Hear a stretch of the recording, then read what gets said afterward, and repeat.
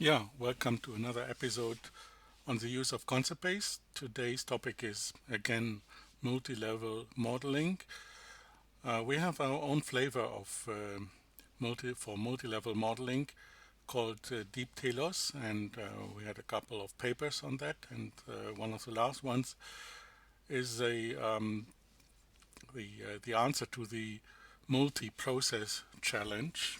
That was a challenge on using multi-level modeling at the multi-workshop in September in Munich, part of the Models conference.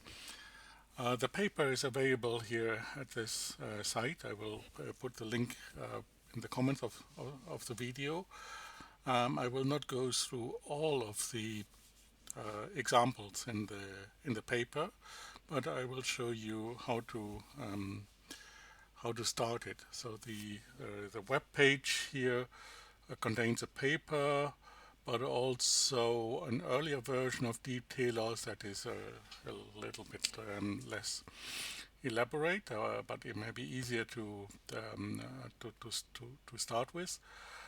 But without further ado, let's dive into this paper. I use here Linux to do so because we can easily start the example from the PDF file. So let's start the PDF file here. Make it a little bit bigger, and so that's the paper. The challenge itself is described here on this address. So let's go to that. That is by João Almeida, Adrian Rüttler, Manuel Wimmer, and Thomas Kühne. And they have a lot of requirements that the solution should address to. It's based from the business process modeling domain. So we have processes and process types. We have task types, which are types of work units, but also actual execution of the task.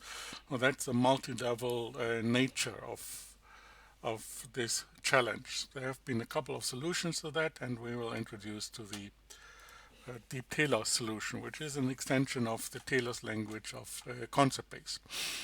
Actually, it's just a set of rules that you find on this address here. If you go there, and the most important rule is this one that says if something is declared to be the so-called most general instance of a class C, and you have an instance of this class C, then it's a subclass of this most general instance. So we use this so-called PowerPoint type pattern to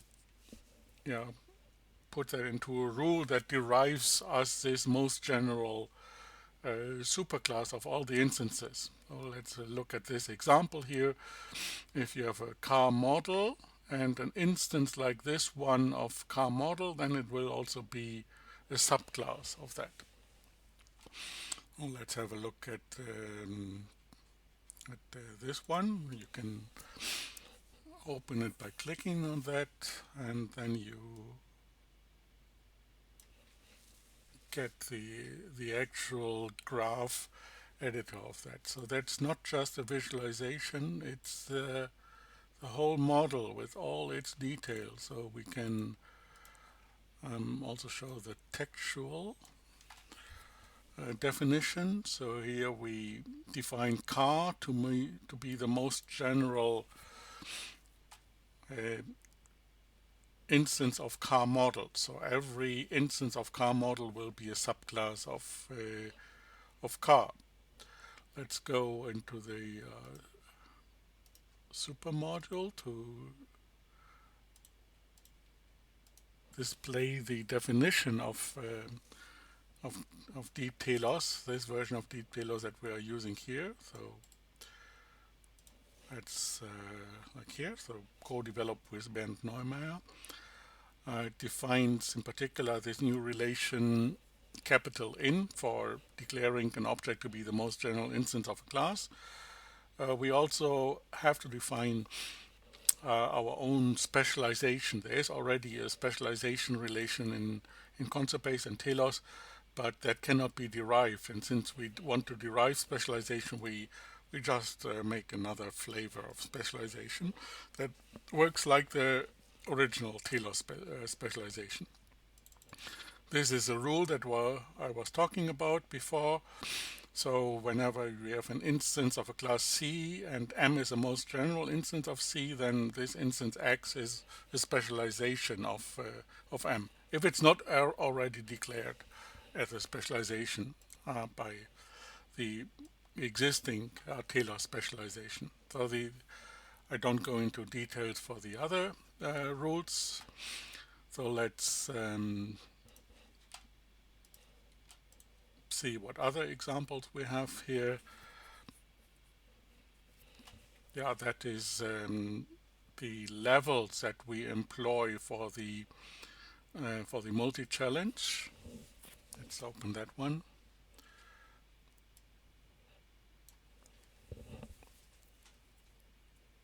Takes a little time because all the sources are contained in the file, and they will be compiled, and then we get this picture. This is a graphical visualization of the two relations, capital N and capital ISA, that we saw before.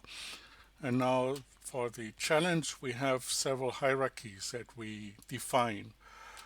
So for example, we talk about actor types. These are types of actors that play a role in the business process, and the most general instance of that is actor. So that stands for actual persons or other computerized actors that do some work. So this is a class of all physical objects, or the representation of the physical objects, whereas this is a class of all types of actors that we have. Same for tasks, actual tasks and types of tasks. We have critical tasks and validation tasks that were mentioned in the challenge. Now for the process modeling part, we take the easy route here, since we have in ConceptBase already a core BPMN representation. We just use that, so there the most important concept is BPMN element. That stands for any type of BPMN element, and we declare that to be a subclass of the process element type, and then we just make our trick with the most general instance. So these stand for any actual process element, standing for the execution of a process. A process consists of process type consists of process element types, and actual processes are again the most general instance. Well, that are the levels. So let's iconize that one. Let's have a look at this example for the requirements P1 to P3. So here we see the levels that we just discussed before. A process type contains process element types, which could be anything that was mentioned under BPMN element, plus something that was not used there, that are actor types, task types, and artifact types. So they are also occurring. In BPMN you have events, you have OR gateways, and so forth. So this is a part of the BPMN representation. You also have activities. They are like transitions, and they are business process elements. So this is for reusing BPMN, the existing representation of BPMN in our solution here. Let's have a look what the requirements were originally. So P1 to P3 were process type is defined by the composition of one or more task types, so that it was a contains link that we saw before. So we have gateways, and we have sequencings, we have AND split, all splits. All of that is part of the existing BPMN representation. So here we have our gateways for examples. Good. So that's this part. Let's go back to our paper here and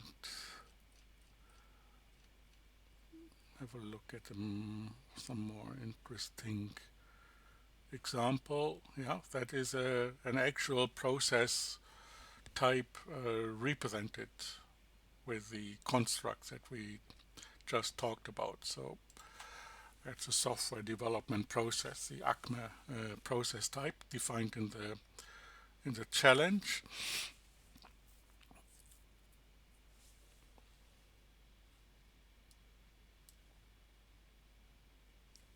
So that again takes a little bit of time, and there are a lot of definitions. Here you see task types and subclass validation task type, and this is the actual example here about a coding process. We start with requirements, and then you do two things in parallel: the test case part and the design and coding part, and at the end you do the testing, and then you are done. So this is a BPMN start element, this is the end event. This is an AND gateway, another AND gateway to join, and that's something new. That is a specialization of the task. So instead of coding, we could do something slightly more specific. We code in COBOL, so that's here an extension of the capabilities of BPMN. This looks a bit like a BPMN notation. We use here graphical types that were defined in the existing BPMN, core BPMN representation in ConceptBase that we did earlier.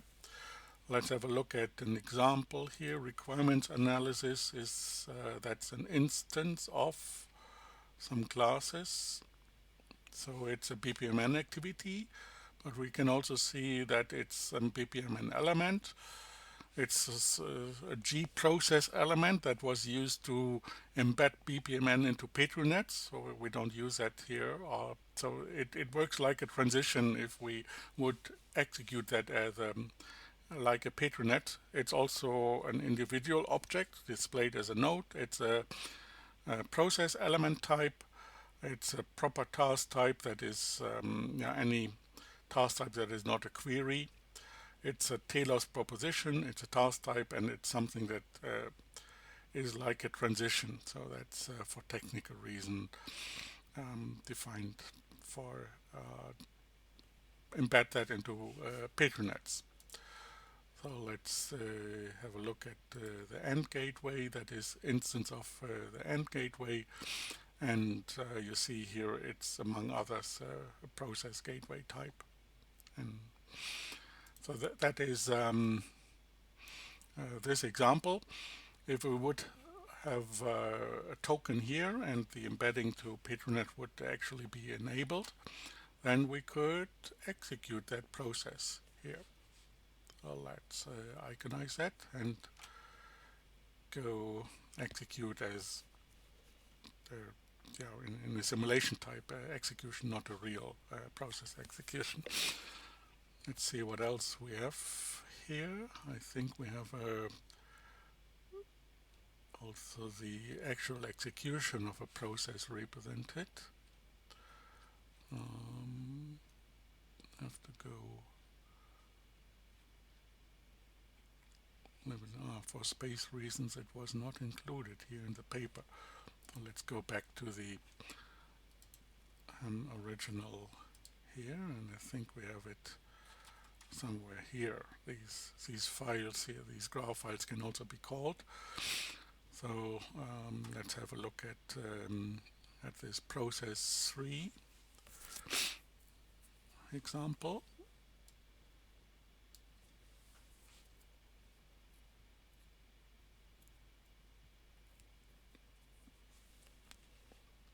takes even longer to load, but still doable. So these are now actual instances of the task type that you saw before. So this is like the trace of the execution. With the trace comes dependencies between artifacts. So these are artifacts created by the execution of the process. Well, these are the artifacts, and that's the content of the artifact, and they depend on each other.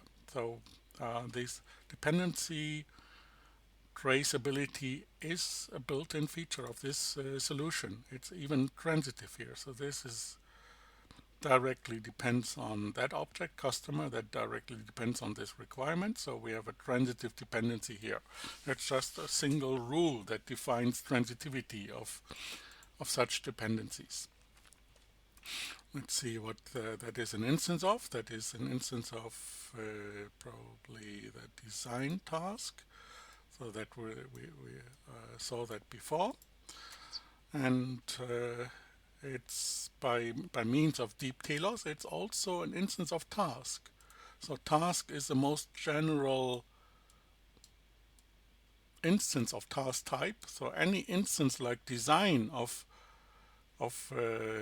task type is also an instance of task. So we could also ask what are the instances of tasks that are currently known, and these are the instances of tasks that are currently known in this execution of this process. Let's have a textual representation of that.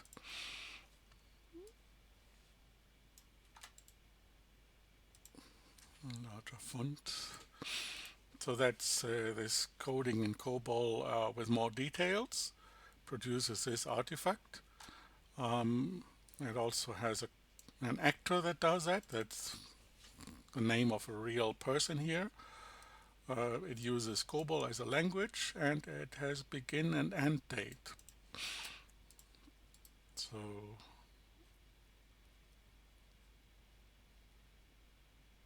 let's see whether we have a delayed task also, subclasses.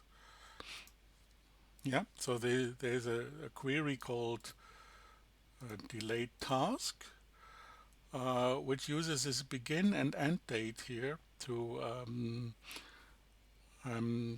specify